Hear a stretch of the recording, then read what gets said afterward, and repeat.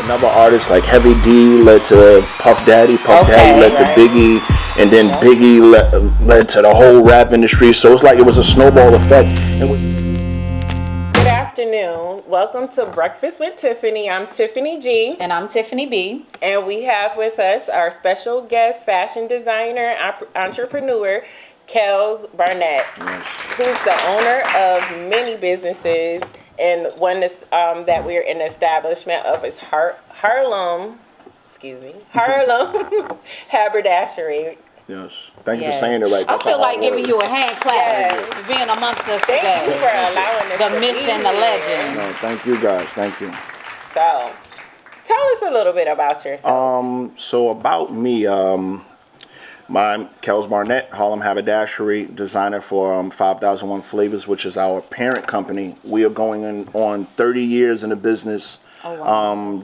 Designing clothes for every celebrity, every rapper, actor, athlete you could probably think of. I always tell people it's probably easier to say who we didn't do stuff for than who we did do stuff for. We've just been very fortunate, right? So about 9 years ago, we decided to open up a retail store to give people access to our designs, because 5001 Flavors was accessible to people. People just didn't know where to access us at. Okay. Our office was literally, for 21 years, was across the street. So unless you knew we were there, you didn't know how to get to us. So we decided to open up this space to give the everyday man and people who just wanted to be fly and wear bespoke clothing, because we have ready-to-wear stuff here, but we also make clothes, which that's a large percentage of our business is people coming in to get stuff made rather than buying ready-made stuff. So that's kind of our knack. Nice. We can make literally anything. So, nice. And like I said, we've been doing this for a long time. So it was nice that, so when we opened up Harlem Haberdashery, we already had a fan base. So it made it a little bit more easier. Like, we weren't just like blindly coming into fashion. And it's been going good. We're going into our 8th year. It's been incredible. Look, each business has helped the other business like in ways that we couldn't have did it without each other. So it's really dope that to build something like this, to build it in your community, because I'm from Harlem, to build it with family, because everything we do is with family and friends. So it's been dope. And that's what I was going to ask. So tell us a little bit about the beginning. So, because it sounds like this is a family business. Was this something that your parents started?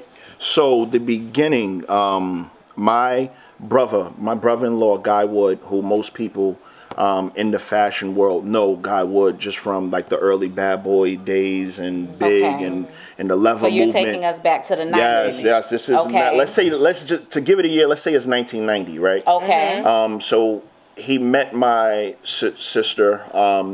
They were dating, and he was just fly. And he was like, "Yo, I really want to start making clothes." So long and behold, 5001 Flavors was created, and we started real humble, making shirts and just simple things for artists, and one artist led to another. And what's really dope about all of these relationships that we had, even from back then, was that we still have relationship with all these people.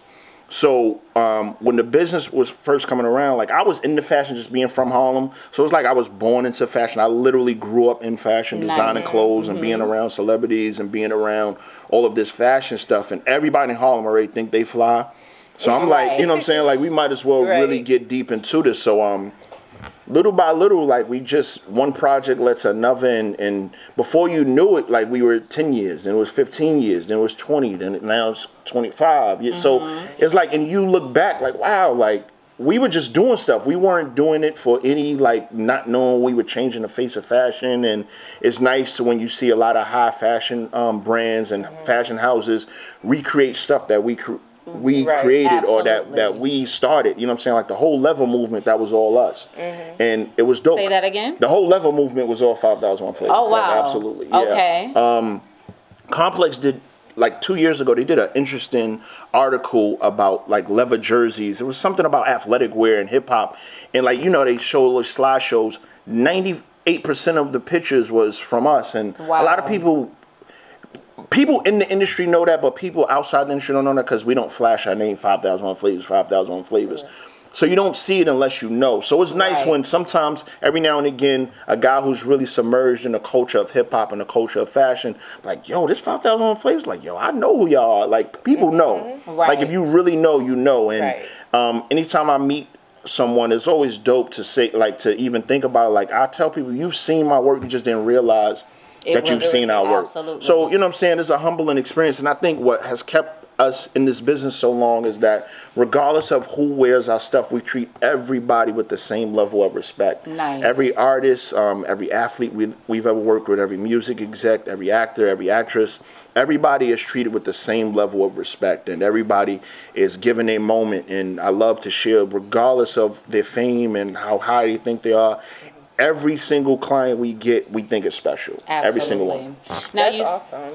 And I when I attended your exhibit for the Bad Boy exhibit, it was amazing. And that's when I was like, oh, wow, you were a contribution to that era. And then also doing research and just knowing that your company has also contributed to much more than just that. And just seeing like your stuff in museums, especially with rest in peace Nipsey Hussle. I saw it hit the suit Grammy that Museum. In the Grammy. I was like, wow, that is so amazing. And it was dope. So to most people, that's dope. Like seeing your name, 5,001 Flavors in the Grammy Museum. To me, seeing the word Harlem in the Grammy Museum, because that's where our company is based. So that's more important to me because, you know, people don't believe that Harlem is still like the black culture center. So it's dope that our name is attached to Harlem.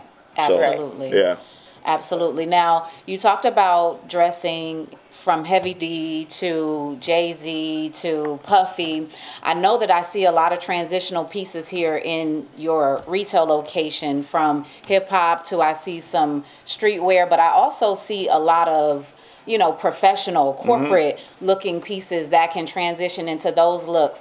Talk to us about how those looks have transitioned through the years and how you've inserted a lot of that business corporate. I know that we went to button downs for, you know, a lot of the hip hop gear. How did you guys play a part in that? So years, like when we first started, a lot of big dudes, just blacks in general, and just body heavy people, we couldn't get what we wanted because they were only making like European sizes. Absolutely. So we got our niche for a lot of years for being known to make suits for big guys like Big and Big Pun and Fat Joe. So most people for a while thought that's all we did. Right. They're like, no, we make that for them. You know what I'm saying? But we make anything.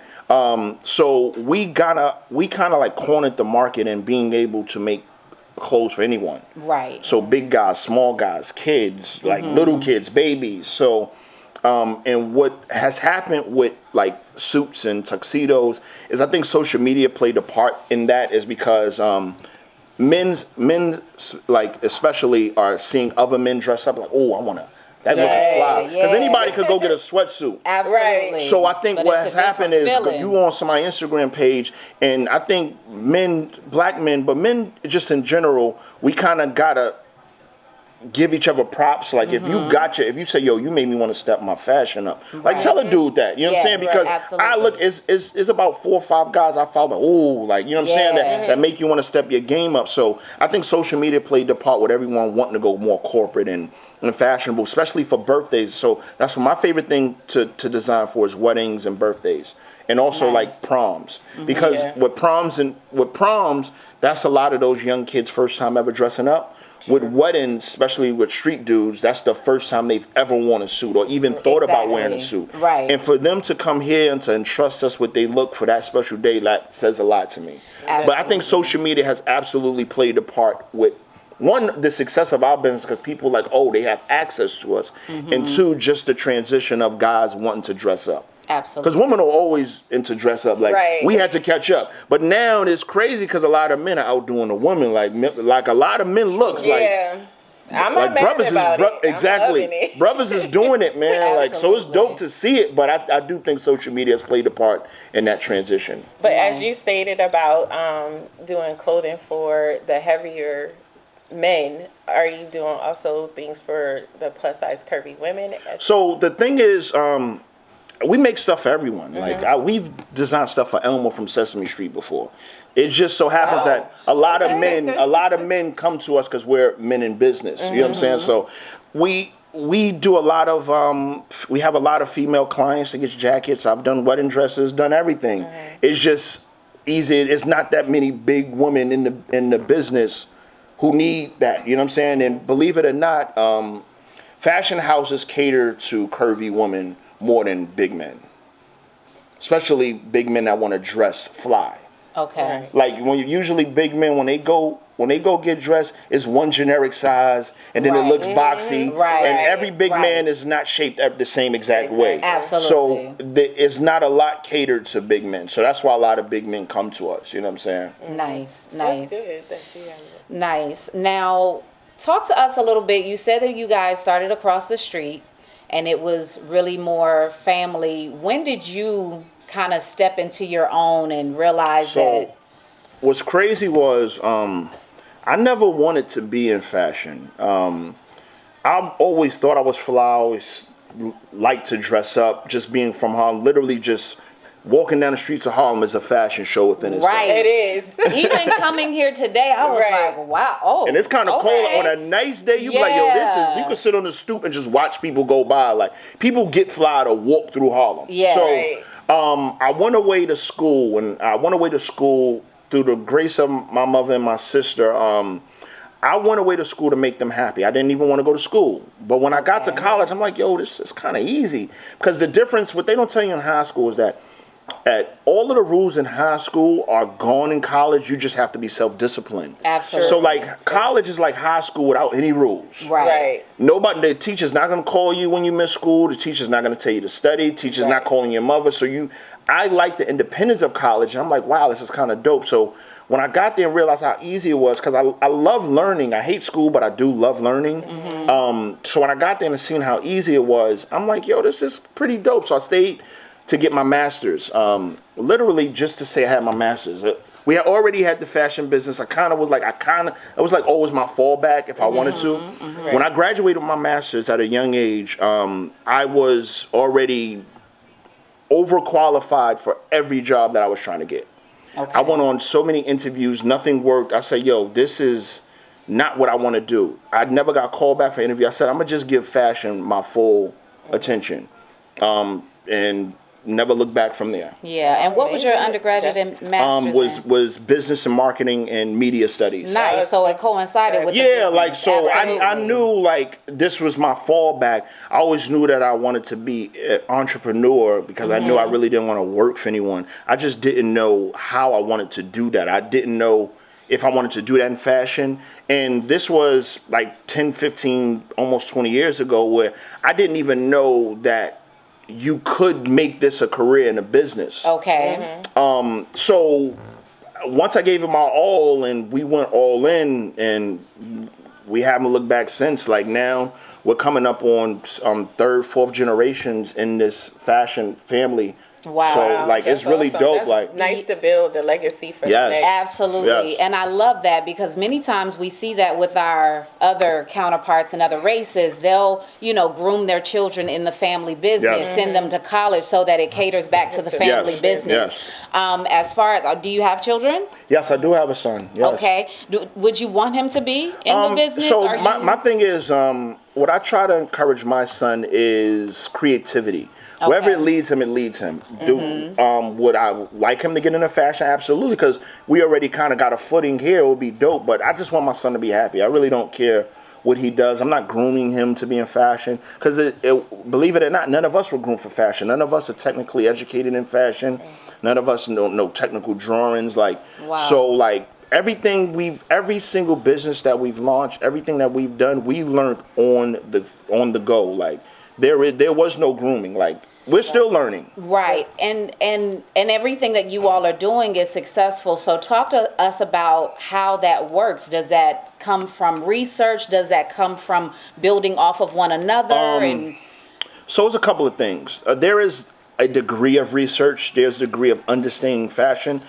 I think our main key to success is consistency. And not only consistency, we can guarantee a project to be done. So a lot of people come to us, especially celebrity stylists, which it kind of drives us crazy, but at the same time, they know they can rely on us. They'll come to us on a Monday for something that they need Tuesday. Oh, God. Like, and we can deliver. I think that's what has really sustained us in this business, that we can give you 100%, 100% of the time. Wow. And that's amazing because, I mean, especially with Black businesses, we tend to fail the most because some our own people don't support us. It's like you get one chance and you're done. Yo, you get one just like, chance. If you mess up, they're like, You get we not messing one- with yo. you no Right. more. It's like a half a chance. But the people who own the hair stores and everything like that, they mess up all the time. They mess up all the time. And you but come you back? keep coming back. Yeah. You might be like, I'm gonna put you on punishment for a month, but you Right. come back. And So I always say that where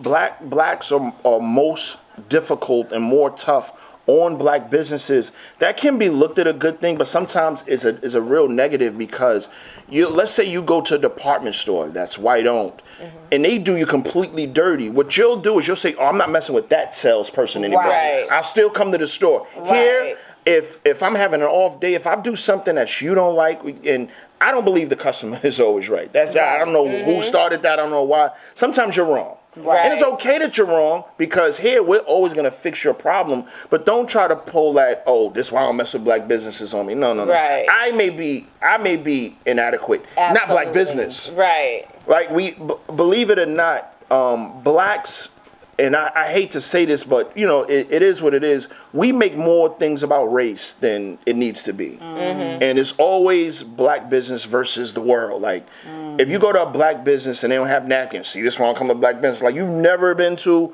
a white-owned restaurant and they have to, like, come on, be like, Right. Straws. we try to make Right. everything Black business. Then you condemn all Black businesses, and that don't even make sense. Right. The problem is that some Black businesses are only coming into the Black space because they know Black people are going to support Black business. They're not coming to it with passion. They're coming to it for a money play.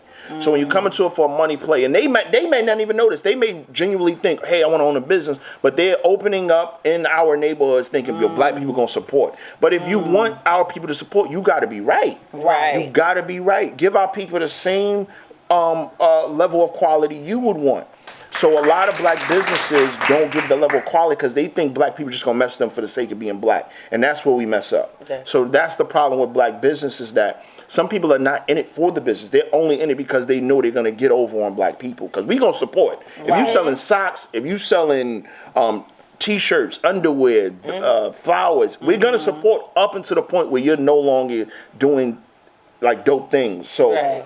So it's a twofold. It's a two-part thing. Like, as a business, you got to do right, but the consumer also has to be, like, have some kind of respect for the business. It ain't always just Black business. Right. Like, just say I don't mess with Kells. Nah, I don't mess with Black business. I don't represent all Black business. Right, But exactly. as we all know, the success of Black people is on the backs of other Blacks, and I understand that. I have no problem, but it's an honor to hold that flag. I know I have to do right, because even though we in Harlem, New York, there's a business in Oakland that is dependent on my success, whether I know it or not. And that person may not know me, we're not connected, but somebody from here may go to Oakland, give somebody a chance, because they say this work. Like, so it is what it is. So we have to do right. And if you want to be in business, just do right by our people, because our people want Black-owned businesses. Right. But a lot of Black-owned businesses are not doing right by our people because they're not in it for the right reasons. Absolutely. So, and I like that, because what you're basically saying is excellence first. Yes. Quality first. And it's Yeah. obviously worked for you, because you guys have been in business and successful for a very Yes, long yes. time. Talk to us a little bit about your inspiration, because I'm looking at you man. and I'm really loving your flair right now. Yeah. I mean, you got on a flower piece Yes, with your sweatsuit. This hot. So my inspiration, man. And I'm loving the hat. Right. Fashion word. Yes. Yes. So my inspiration is, you know what? Every time somebody act, and I love to talk, but that question always stumps. I don't even know what, like, you ever dress fly and somebody see, like, damn, how you put that together? You like, yo, bro, I don't even know how I don't even know what's going on. Right. Like, I just dress how I would want to see someone else dress. My biggest inspiration is literally just being fly. I love everything about hip hop. I love hip hop culture. I love the way we talk. I love the way we think. I love the way we dress. I love the way we walk. So even when I wear suits, I want to exude hip hop. You know what I'm saying? I want to exude black culture. I want to be dope.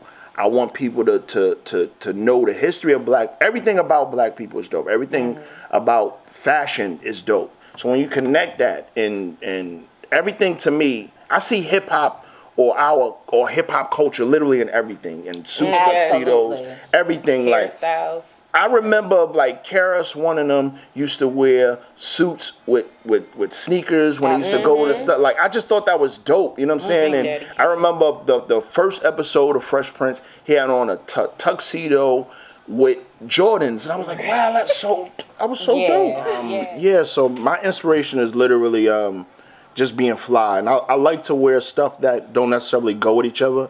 That was how I fell in love with camo. That's why you see camo almost everywhere. I think camo is the dopest just fabric pattern, everything, because it's unexpected. When I first started wearing camo, people was looking at me like I was crazy, because remember, back when a lot of brothers was coming back from Vietnam, and the guy in your neighborhood that wore camo, you're like, oh God, here come Crazy Earl.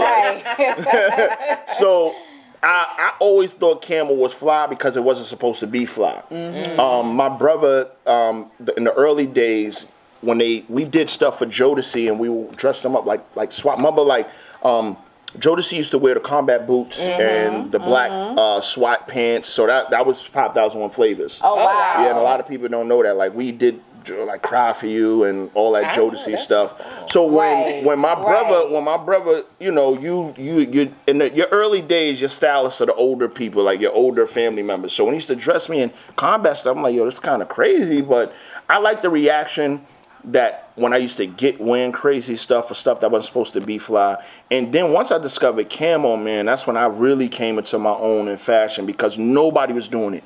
Now is when you say you ever say something to somebody and you don't want to say, yo, I started it, but you kind of did start. And people like, yo, B. So it's dope when my friends be like, yo, B, now you was the first person in camo. And it's almost like every day now I have something camo, even when I don't realize it. And I'll never ever get tired of camo. I'll never get tired of plaid. It's just some fabrics and designs and patterns I'll never get tired of. So that's why I started wearing camos, because it was unexpected. So my inspiration is literally just to shock and surprise people. You know what I'm saying? Absolutely. That's probably my biggest inspiration, is to make you look at me and be like, wow, I never would have thought to put that shit together. Yeah, you want to be unique and different, stand out from the crowd. Correct. Tiffaniy, we talk about this all the time, about being different and not being able to find stuff online, especially, with size and just being different, and creative. What's crazy about being different now is it's like a competition. Social media has made being fly a competition. You gotta wear something first, you gotta get to it first. And my biggest thing, what I always I never wanted to dress like anyone else. That's so true. I know for a fact that when I come somewhere, even if you have the same thing on, you're not going to look like me. Right. And I'm not saying I'm better. I'm not saying you're fly. I'm not saying I'm fly. I don't ever want any of my outfits to be expected.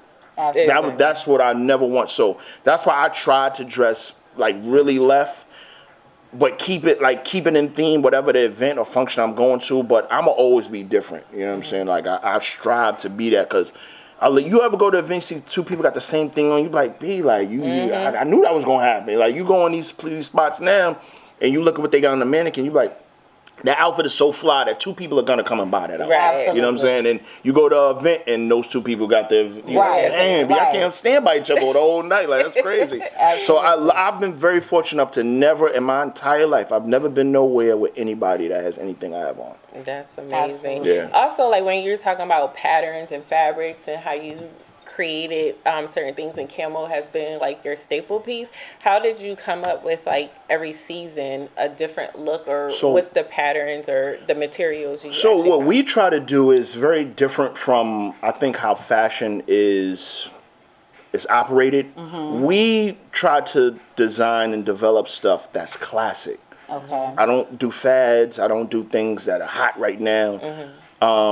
Literally a lot of things you see in a rack, you can wear in 10, 15 years from now. Absolutely. And no one will be like, wow, that's this season. So I don't design in season, meaning I don't have 2020 spring, I just develop fly stuff. Absolutely.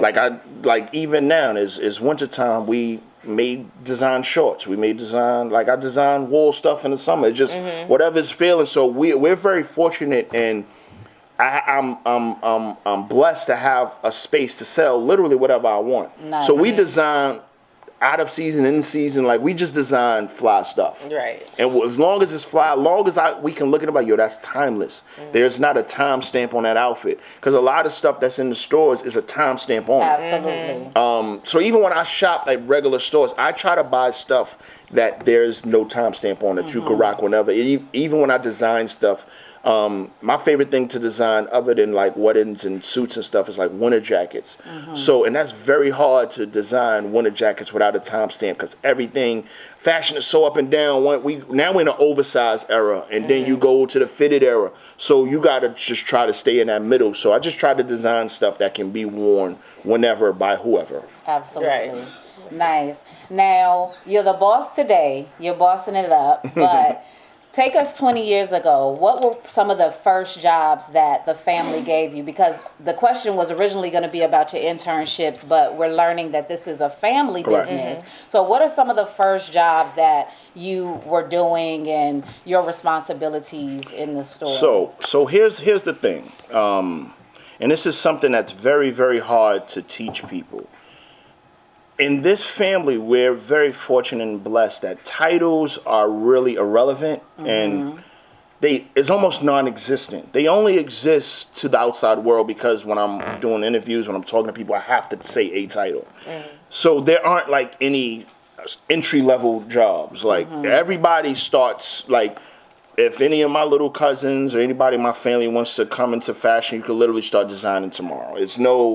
There are no warm-up jobs. So I literally came in designing stuff. Wow. The beautiful thing about having resources. And the reason why a lot of blacks want reparations is because we didn't have resources. Right. So when you have resources, the playing field is leveled. So we're very fortunate and blessed to have all of these resources. So if anybody wants to come in to this company, to this family business, you all automatically have resources. There is no entry level. You don't have to mop floors. You don't gotta go run and get coffee. I go get my own coffee. Like, right. You know what I'm saying? Everybody starts the exact same way. And what I love about my family is that there's no ego. Meaning like, hey, I'm the boss. Listen to me. Right. It's today I'm the security guard. Tomorrow I'm the janitor. Then I'm the plumber. Then I'm the cashier. Then I'm going to get coffee, and then I'm holding the lights for your photo shoot. So it is, and I think a lot of times, sometimes I have to tell my family, I don't know if we realize how blessed we are because we're living in the moment, and it's so natural that you'll come in and like when we do events, when we do shows or interviews, and people gotta ask who's who because the person who's the big boss is sweeping. You're like, what the hell's going on? So. It's literally, we don't have ego in this family, and I attribute that just to my brother and sister and just the way we've structured ourselves. And we never sat down and spoke that it was going to be no ego. We never made a point of it being no ego. Is if you come around here, don't have an ego. If you want to be somebody that wants to be the most important person in the room every single time, you're not going to make it in this family. You're not going to make it in our business because I don't care. Everybody in this family has a chance for the spotlight to hit them. Man, if we all work the exact same way, when it's your turn, everybody's going to make sure your turn is beneficial to you. Everybody is doing everybody's job. So there's not one thing I would ask anybody in this company to do that I wouldn't do. Everybody knows that, and vice versa. There's not anything my sister wouldn't do. There's not anything my brother wouldn't do, my nephew, my uncle, like, and that's something we never spoke about. Like we've never said, hey, like come in here and equality for all. Like this company is literally built off the back of women. Like, you know what I'm saying? Like, and my sister and all of the women that are involved with us, like they just naturally run the show because they keep all of our stuff together. Like, you know what I'm saying? But nobody has an ego or I'm the man, listen to me. Like, this is not what we do. Like, so.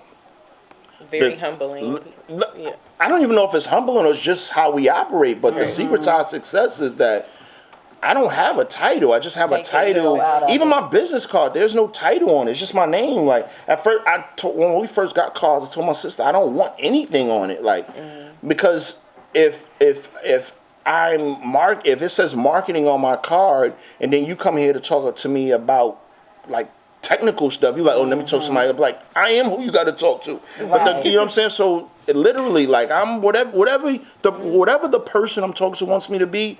I am. If you want to talk to me as a janitor, I'm the janitor. And the same token, the way I try to raise my son is based off that same kind of mentality. Is I treat everyone with respect. The CEO, the janitor, the waitress, the waiter, everyone gets the same level of respect. Because titles, if you really think, titles really don't mean anything. You know what I'm saying? Because even if I was the boss, my success doesn't mean anything without the person on the bottom. So, like, I understand why we have to have it, but here it really doesn't matter. There is no entry level job. You can literally start off on the tippy top of this company if you want. You just got to work, and your designs is hot. People buy. If they not, people won't buy. You got to go back to the drawing board. So it's not like you could design something here and it's whacking. Oh no, you can't design no more. That's the beautiful thing about it. Like when you design, if you got customers, hey, put it on the rack. Like so, it's a beautiful thing, man. It's beautiful. Nice. So do you give people opportunity outside of the family? Yeah. So aside from our stuff that's on the racks, a lot of this other stuff is up and coming designers. I love to do pop-ups. I love to give people opportunities.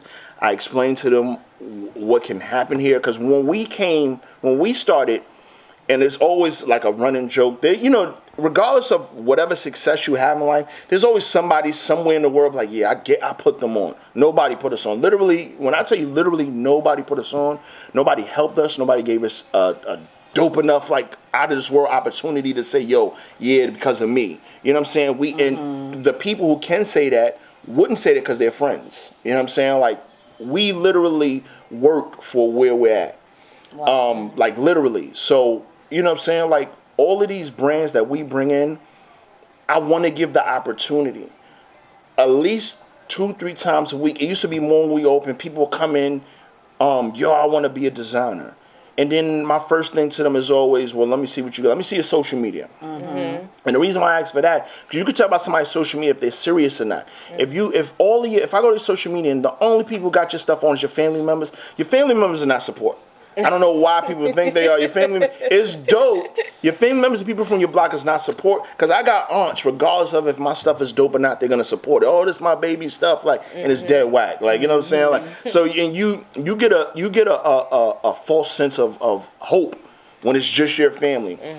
I knew that we were doing something right. When I'm on a train, you see somebody with my hat, or some pants I designed, and they don't know who the hell I am. I'm on a train right with them, like, oh my God, this is crazy and it's dope. And sometimes I try to get pictures. That's when you know, okay, I'm right. Now, the thing about that is that regardless of what I say, it's not in concrete, right? So what I think is success and what I think is support, and there may be people that be like, nah, family is support. I think we take advice from people like me and people in the business as law. I don't know what the hell I'm talking about. You know what I'm saying? It worked for me. And that's what I try to get a lot of young people to understand. Any advice I give you is my reality. Your story may be very different from mine.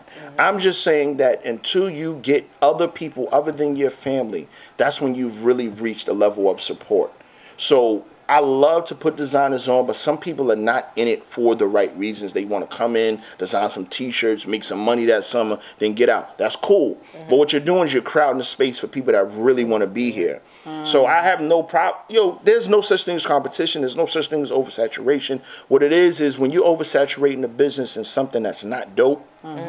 So if you design, I design, and you design, what happens is if someone comes to us and they be like, yo, I want to support black-owned businesses. Okay, it's 3 people here to design, but let me support one. Now, if you're not in it for the right reasons, me and her is, and they pick you, you've taken our opportunity away. Because you only in it to make $10,000. Like, usually I'm going to print some shirts up. And then I'm gone next summer. And then you gone. And then we still here, like, and now our customer, now we're fighting for custom, because the customer number stays the same. What happens is the sellers and the buyers, the numbers aren't where they need to be. Everybody can't be a seller.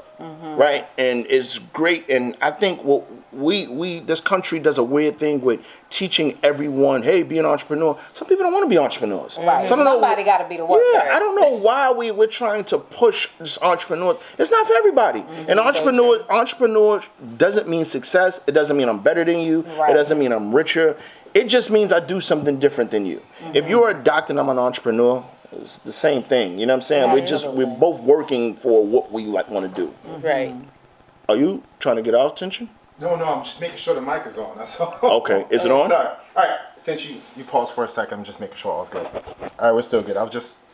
This, what you don't want to do is keep going and then boom, Trust it's me, not I know. recording even. I remember for 2 years we were starting to shoot our documentary for 2 years. I realized Great. I needed a bigger, because right now it's counting down from 500. That means the memory card is running. It's like in seconds. I have 500 seconds right now. Okay. So you need to change your memory card, or? No, not at the moment. We're good. Okay. Not at the moment. I'm sorry. No. Yeah, so for 2 years we were shooting our documentary. Good footage. The guy didn't have the audio on the entire 2 years. For 2 years? 2 years, I swear. Wait to God. a minute. I swear to God. I'm putting this out there now, man. If you just need, not even so much for my Jesus. business, but if I get exposure from it, if you need a guy, sometimes if your guy is unavailable, I'm here. Oh no, I don't work with him anymore. I'm just saying that's what Oh, that was. he actually fired us. He was so, but he never came I'm in. Yeah, And this was like our man, like So it was y'all audio, but it was never- muffled. Ooh. And y'all never We looked couldn't do at the none. stuff. We like, couldn't even B-roll it, like, cause it was good stuff. It was we did New York Fashion Week. It was good stuff. Wow. Oh no. Yeah. So Wow. And so you couldn't use the visuals and do voiceover? I mean, me and my sister. So like the technical part of the business is like me and my sister. We're having to start from scratch. Like, you know what I'm saying? Like that. The one thing about us is that we can like reality show TV. I mean, I can create any narrative I want, or I can give you real narratives. We've been shot for reality TV show so many times, and with a lot of people who are we recording? Are we good? Yeah, you're good. Yeah. Oh, okay. Well, I guess I'm just talking. So, with a lot of people in reality show, I don't want to say dislike about us is that we're real, but I'm not giving you fake stories. Like, I'm giving you real stuff that we're doing. Like, you know what I'm saying? I can fabricate. Hey, I got this famous client coming in. Like, this is not the way it works. Like, you know what I'm saying? Like, and I think that's a lot of our celebrity clients like that about us. That there's no false narrative here. Like, I'm not treating Joe Smo better than you because he's a bigger. Everybody's treated with the exact same respect. I'll come to you, you'll come here. Like, and there probably, I mean, you it's a matter of perspective, but there are not many people who've had bad experiences with us. Like, it just doesn't happen, and we're very fortunate because we treat everyone with respect. You know what I'm saying? One of the things I was going to ask you. Has there ever been a troublesome client, somebody that you just... No, man. Like, literally every single person that we started with, as far as celebrities, and now because of social media, what's happening is stylists are becoming bigger than their clients. Every stylist we started with, we still work with. Every celebrity we started with, we still work with. Let's say we started with, back he was Puff Daddy. Now we're working, do stuff for all his kids. You know what I'm saying? Like, stuff like that. So, like, we've just been around, and everybody that we've ever done business with, we continue to do business with. So our success is continuing on our consistency for energy, our consistency for family. So when people come around, they watch my niece grow up, they watch my cousins grow up, they come to our design loft, hang out and chill. Like, so we've never had a fallout with nobody for bad business. If it is a fallout, something personal, has nothing to do with business. And even then, like, like, there are some people in the entertainment business who exude such a great energy, it's hard to hate them. Like, so even if we did something, like, it makes no sense to dislike anything that we do because we don't even give that energy. So no, we've never had any like bad stories, any divas or none of that. Like, because we treat everyone with respect and we joke. And when you come around us and you like, wow, it's unassuming. You come around, you think we're gonna be all professional. Nah, like, we joke and hang out and drink, and everybody that comes around us absolutely loves what we do and love what we're about because we giving you, it's the real, like it's real stuff, it's So real let's energy. segue from the drinking into your other business, Yes. which you have here. Yes.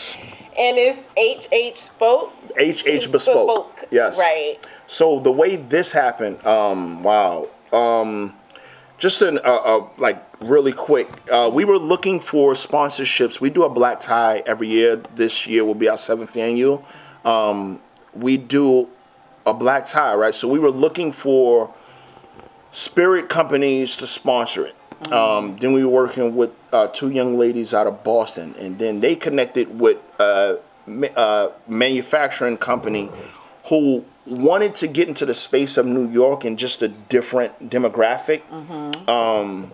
So the way it happened was they were like, have you guys ever thought about creating your own liquor? And it's one of them things was like, I've thought about it, but like, have you ever really thought about it? Like, you ever, it's stuff you think about, but you're like, I didn't really think of like, and you don't know how to start. Where do I start? You're like, I thought about it, but I'd never thought about it. So, long and behold, this happened. Like, it's as simple as that. Like, we learned how to make liquor, and we designed the bottles to look like fashion pieces. That's why the gin has pinstripe. This has paisley.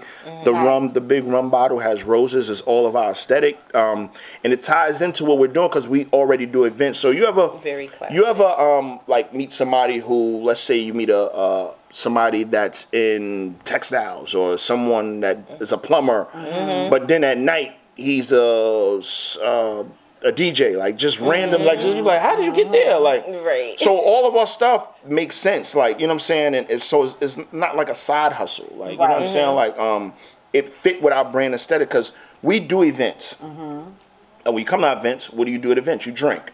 We all hang out. We have a bar in our boutique, like, so it made sense. It wasn't something far off, like, how do you go from fashion to liquor? So the reason why we call it bespoke is just like custom clothing, bespoke is like small batch. We are a small batch spirit company, and the bottles are like a visual representation of our aesthetic. So when everyone sees it, like, I can see the and it looks like a fashionable bottle. Like our saying is drink fashionable. That's the catchphrase. So it's been going really good, and what's really dope about it is that even before we had a physical product, we had accounts already, because everyone knows that, like me and my sister and the company, we're not going to give you anything that's halfway done or something that's not dope. So we had a lot, and we do a lot of events in places all around New York City, especially Harlem. So we had dope accounts already.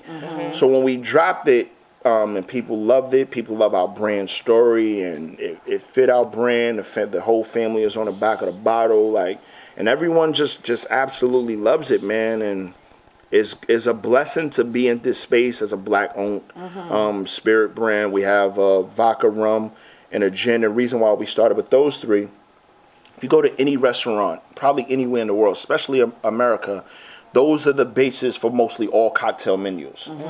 People who drink cognac and whiskeys don't necessarily want cocktails. Like, I prefer to drink it my way. So we started with those 3 because if you go anywhere, those are cocktails. And those are 3 of the top spirits. So people love gin, people love vodka, people love rum. And you can just do so many fun things with it. And it's been going really good, man. Like, it's almost like overwhelming. I don't want to say like overwhelming success because that sounds corny, but it's like, I would say overwhelming with the support. And you know, when you start something, the biggest fear for entrepreneurs when you start anything is, will people like what I'm doing? Like, is this going to resonate with someone? Is someone going to connect with this? So when people connect, you're like, wow, like, you know what I'm saying? Like, and what most people don't understand is most creatives are introverts.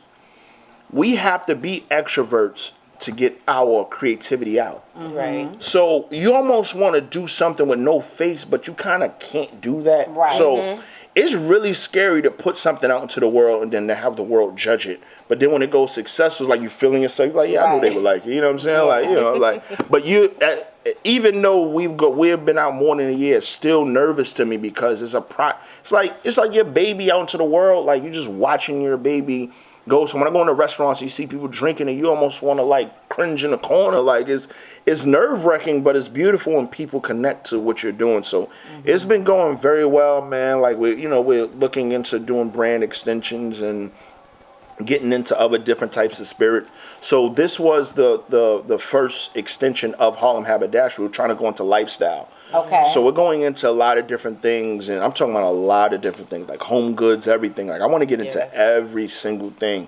I wanted to at one point you could go into a store and buy everything HHB spoke. Nice. That was like my next question. Like, would you then venture out into like other home goods? Oh and, man, like And before we get there, and I everything? did want to ask, where is it bottled and made? Is it Right. it's in America. So our distillery is right outside of Boston, Medford, Massachusetts. nice? So it's close. It's really close. Yeah, we go up there and it's bottled and labeled there. Everything is done in America, which Nice. blows a lot of people mind. Right, Like especially right. people in the spirit world. They're like, wait, really? Because a lot isn't made here. So a lot of small batch brands are still made in America. Okay. So yeah, so we have this, but we, like I said, we want to get into everything. And Right. does that become more costly because it is No, small batch? no. So believe it or not, before we started this, what I thought small batch was small time. Real spirit drinkers, and if you know anybody who really enjoys drinking spirits, and not just any specific type, just any.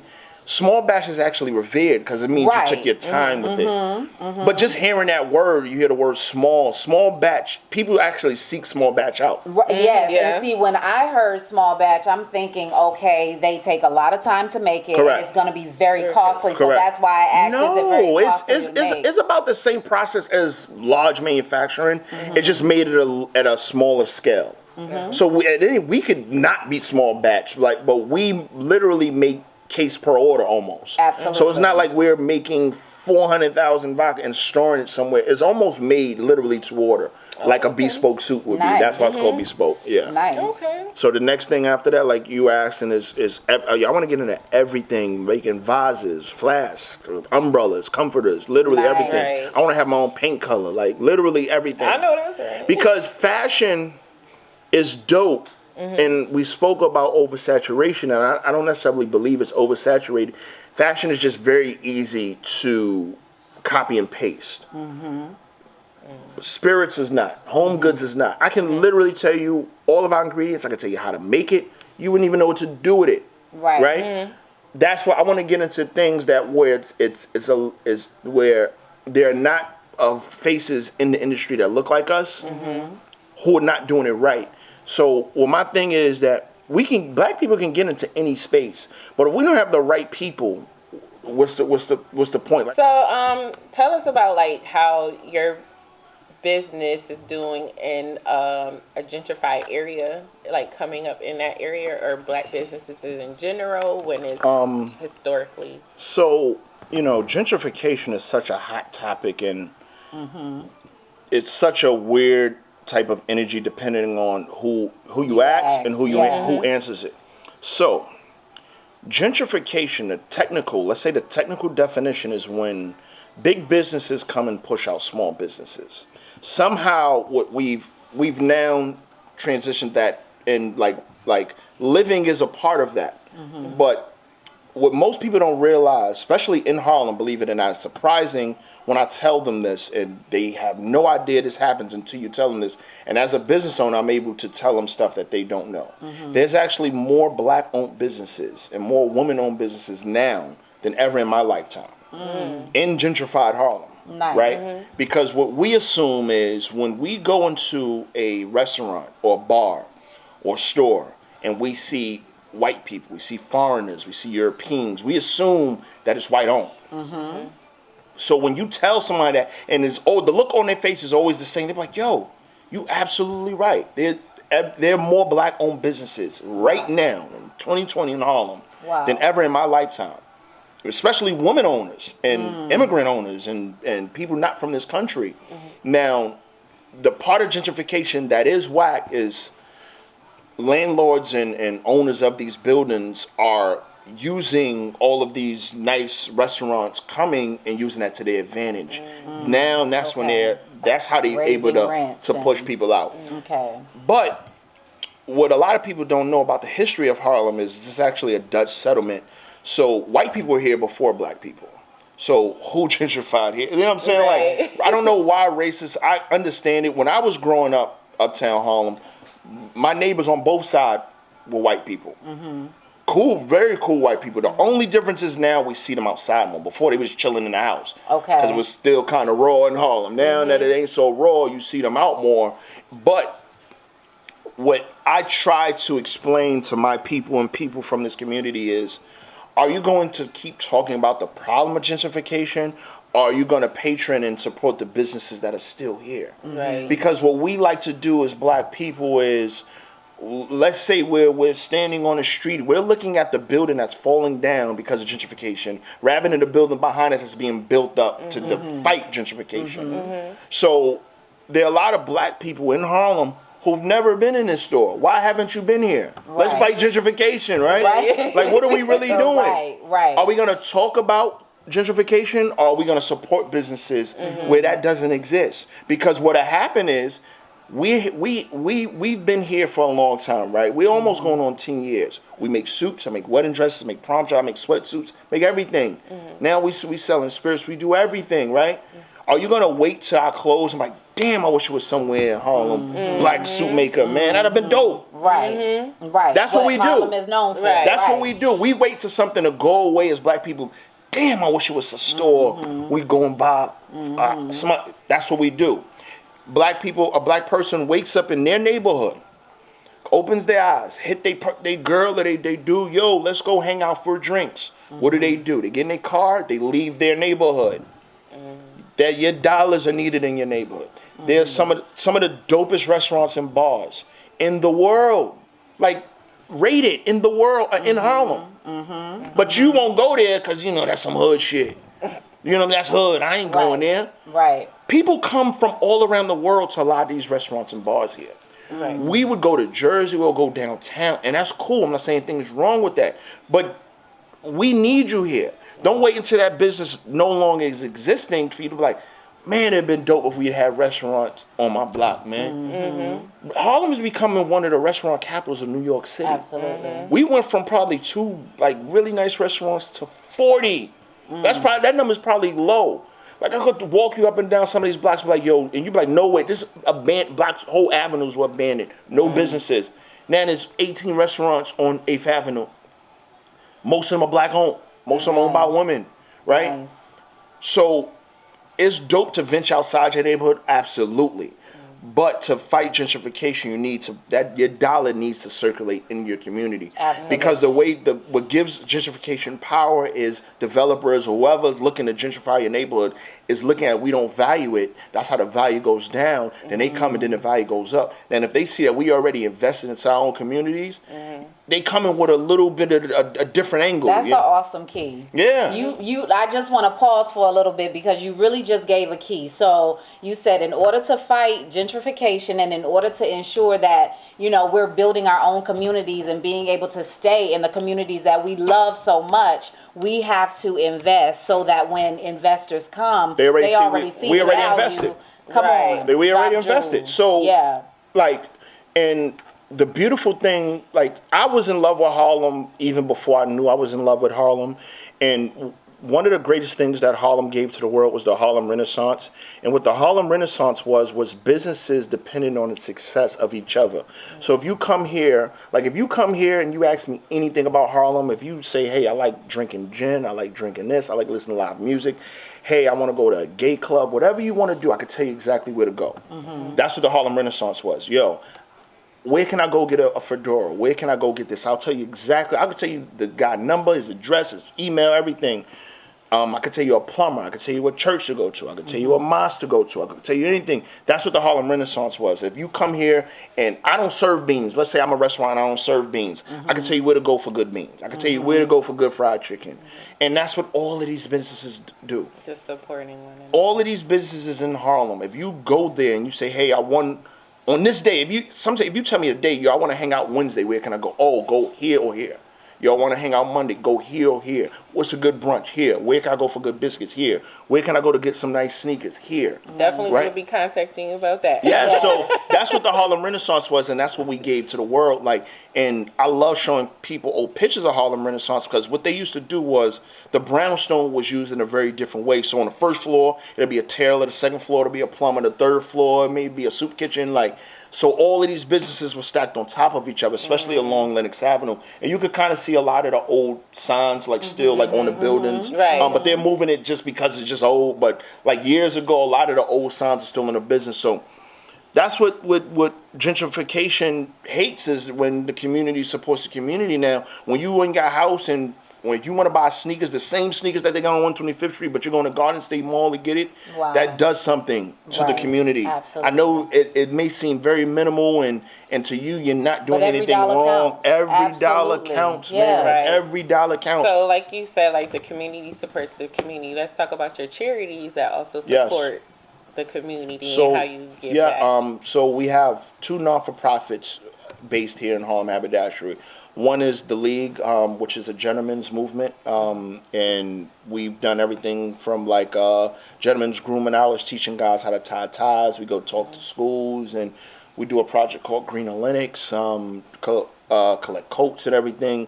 Then another organization that I launched is called Take Care of Harlem, and it's literally just that, Take Care of Harlem. Started out as a hashtag of me highlighting stuff that other people were doing, not necessarily myself. And then once we started doing stuff, I just called it Take Care of Harlem, and we literally do everything. I do a prom dress drive, a book drive, a toy drive.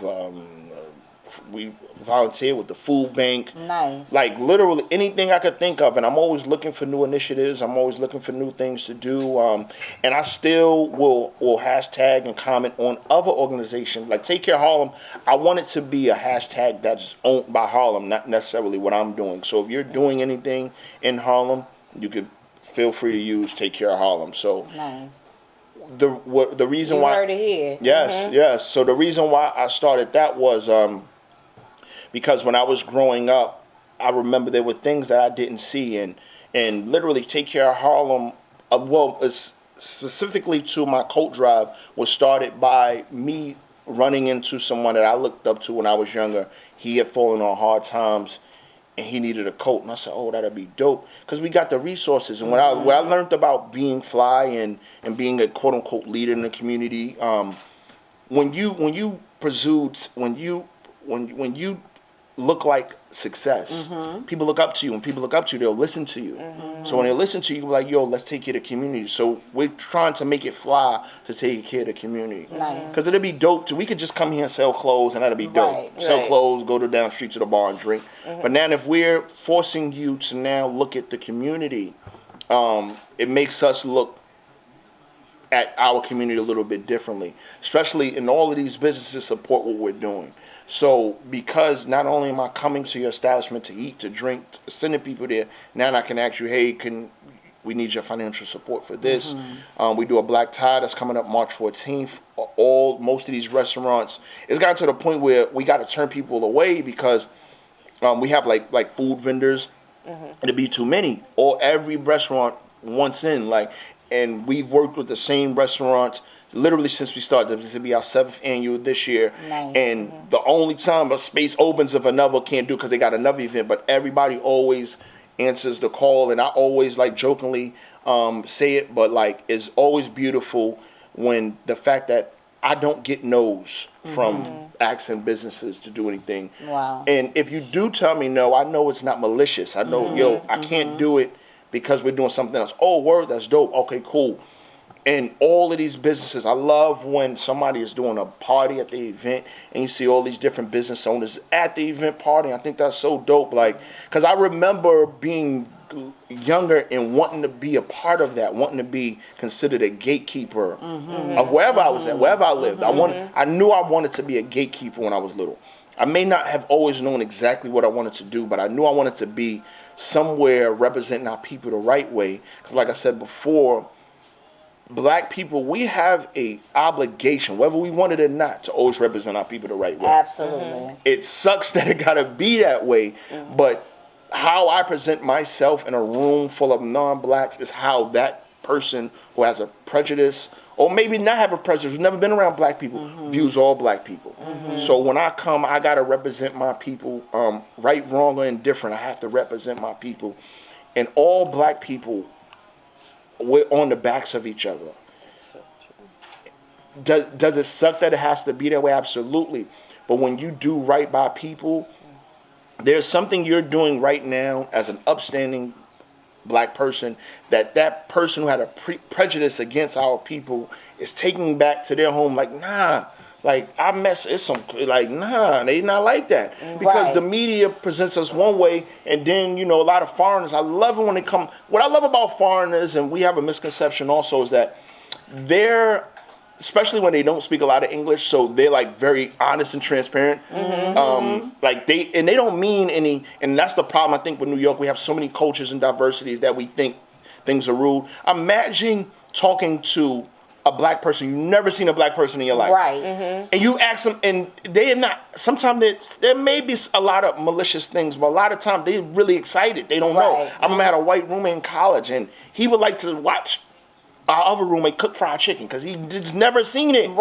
So one person that could be like, "What? This some racist." Like, imagine if you've never seen fried chicken cooked. They're fascinated. You're like, "Yo, like this is crazy." So it's nice when foreigners come in. They taking all of this love and energy that they're walking through Harlem, taking back to their home. So there's two classes of people. There's some people who are bothered by groups of whites walking through Harlem taking pictures, but you got to understand what Harlem is to this world. Like, to some people, this is like Paris. Like, believe it or not, like we go to, but when we go to Paris, we do the same thing. But when they come here, yo, don't take pictures of my bill. Like, when you go on vacation, you taking pictures in front of everything. You go to Cuba, everybody's taking pictures in front of the cars. And Cuban people love it. They, oh yeah, come. No, I'm gonna tell you a better place to take the pictures. So allow them to come, because they're taking all of this love and energy, going back to some place where they probably never seen black people. Like, nah, they're not like that. It's love. You know what I'm saying? So that's what I love about, you know what I'm saying, just being black, and we're creating our own narratives. And if you think about it like that and being transparent, like people are just interested in our culture because it's the dopest culture in the world. You know? My legacy is, I know my name, the name of my companies, the name of my family. We may not be remembered, but I want to be in the history books as someone that did a lot of dope things in Harlem and for black culture. And it'll be kind of dope if they don't remember my name, because they'll be like, yo, it's this dude from back in the early 2000s. Like, yo, they was doing it, man. Like, they was doing it in Harlem. And what my biggest inspiration, I want people, is anything you want to do, you can do. Just got to start doing it. Don't overthink it. Don't try to over-research it. Literally just do. Everything that we started and learned as we went on. There's no technical education in anything that I've ever done. There's no technical education in fashion. There's no technical education in spirits. And I just know how I want things to look. So I've spoken at colleges. I've spoken at graduations and talking to people. I like learning, but I don't like school. So even the fact that I'm speaking at institutes of higher education is crazy to me, because I don't necessarily believe that's what you need to do. But again, like I said, that's my story is different from you. Chemistry is not law. You know what I mean? Like, I just want people, whatever you want to do, you can do whatever you want to do. Just get started. Surround yourself with good people. If you can't if those good people are not around you already, you got to go find them. Or a lot of times you got to get started, and those people will find you. Absolutely. And it's not, to me, it's not foreign that, you know, you're saying that you don't like school, but you're really an educator. You really are an educator. As I hear you speaking, you're dropping so many jewels, and this is honestly how we taught in Africa. This is how we learned. It wasn't experience. So it may not be in our blood to like the structure of schooling, but we love educating. And, I don't like and the it's structure. clear that you have a passion for educating. But I love learning. Absolutely. I love learning. To be a successful entrepreneur, to be successful in life, especially to be a successful black man. And what I mean by successful black man is like successful emotionally, mentally, financially, raising your kids right, is you have to be a listener. And it took me a long time to realize that there's more learning and listening to other people talk, even if that person is lesser than you, or if you assume that person is lesser than you. Any stories anything I can get my hands on, any old movies I could watch, any music. So that I would say is also like a huge inspiration for me, is just life, pop culture. And there's some people don't look at pop culture as a learning tool, but I'll listen to anyone, someone that has a hard life, someone that had an easy life, like anything. Everyone is an educator in the sense of they have a story. Whether their story is dope or not is shit, but I'll listen to anybody. I'll watch any documentary. I'll watch any type of movie. I'll read a book of something I'm not into. I like to just drown myself with information. And it's a funny saying like, oh, a person think they're a know-it-all. And what I realize is that statement is false. It's not that people are know-it-all. The know-it-all just knows if I'm ever in a conversation and don't know something, I'm going to go figure it out. So the next time I'm in that conversation, I'll know what I'm talking about. Right. And what I think college does for you in higher education is it allows you to be in rooms to talk about any topic, even if you don't know it, because you learn a lot about yourself when you're in college. Absolutely. So, and I really never believed this, but sometimes you can tell who is educated and who is not, literally based on how they talk about something they don't know about. Because I try to tell my son the worst thing you could do is not it. So if somebody ever mentions anything and I don't know what the hell they talking about, I'm gonna ask them. And I love the look on a person's face when you intelligently ask them, hey, I never heard of that. Like, what are you talking about? They're like, oh, because everybody loves to talk to you about what they know. Like, you ever see my eyes light up when you ask them a question about what they know? They go, oh, well, let me tell you, come into my office. That's what I love. And then that person be like, wow, like, and that person is so impressed. Like, yo, this person really asked me, like, and I'm interested about everything. So my legacy is literally, I just want people to remember what we did here to inspire our people, to inspire the world. I love the impact that we've had on fashion. I love the impact that we've had on Harlem, the impact that we've had on black people. And it's always dope when I run into someone in years. They be like, yo, I ain't want to approach you till I had my stuff straight, but look what I'm doing. I'm like, damn, like, I didn't know that. Like, so it's dope. Like, to be an inspirational person is actually none of your business. You just got to keep going because you're inspiring people. Right? Like, I'm inspired by people and it would be kind of whack to tell everybody who is that, yo, you're inspiring me, You just got to go, like, and then one day when you're in that organic conversation, yo, watching you inspired me, right? Like, you guys were inspired by somebody, yo, let's start a show because this is dope. I want to be in the information of giving out, sharing information, right? So we're all, nothing is, the wheel has already been invented. Now we're just inspired by other people and we're just keeping it moving. You know what I'm saying? So that's what I want my legacy to be, is just to inspire people because I'm actually inspired more by people who are inspired by what I'm doing, because I think it takes courage to tell someone, yo, I'm inspired by you. So absolutely. We're getting ready to get out of here, and we are going to taste some of this beautifully crafted bespoke. Yes. This is the gin. Yes. But I gotta ask you, where does the name Kels come from? Because I thought you was a rapper. I was like, Kels, that's a rapper name. Oh man, so Kels, it's a long story. I try to keep it clean. It started as something from the streets. Okay. And we'll just keep it at that. Okay. All right. Well, we thank you for your time and your location. It's very inspirational, lovely location. We suggest that you guys come out and please.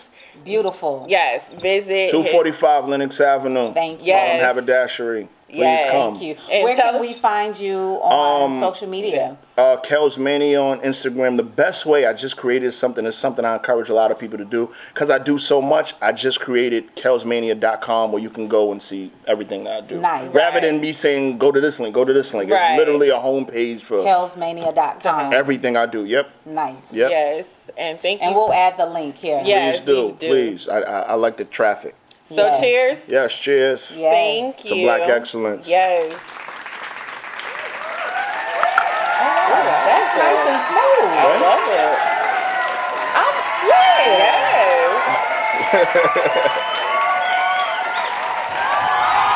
I usually never drink it. I love it.